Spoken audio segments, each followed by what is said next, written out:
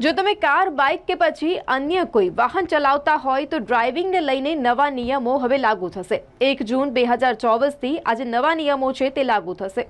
આજે નવા નિયમો જે બહાર પાડવામાં આવ્યા છે તેની જો વાત કરું તો સરકારી પ્રાદેશિક પરિવહન કાર્યાલય 1 જૂન 2024થી નવા નિયમો જે લાગુ કરી રહી છે, જેમાં 18 વર્ષથી ઓછી ઉંમરના લોકો કે જેઓ વધુ ઝડપે વાહન ચલાવે છે તેમને 25,000 રૂપિયા સુધીનો દંડ ભરવો પડી શકે છે। તો આ સાથે અન્ય કેટલાક દંડની પણ જે જોગવાઈ છે તે બહાર પાડવામાં આવી છે, જેમાં ફૂલ સ્પીડ પર અગર તમે વાહન ચલાવતા હશો તો તે માટે 1,000થી 2,000 રૂપિયા સુધીનો દંડ થશે। સગીર દ્વારા જો ડ્રાઇવિંગ કરવામાં આવતું હશે તો 25,000 રૂપિયા સુધીનો દંડ થશે।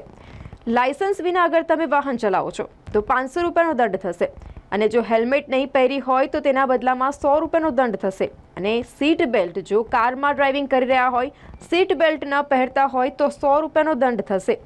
આ સાથે જો તમે 18 વર્ષથી ઓછી ઉંમરના વાહનો ચલાવો છો તો તમારું લાયસન્સ પણ રદ થશે।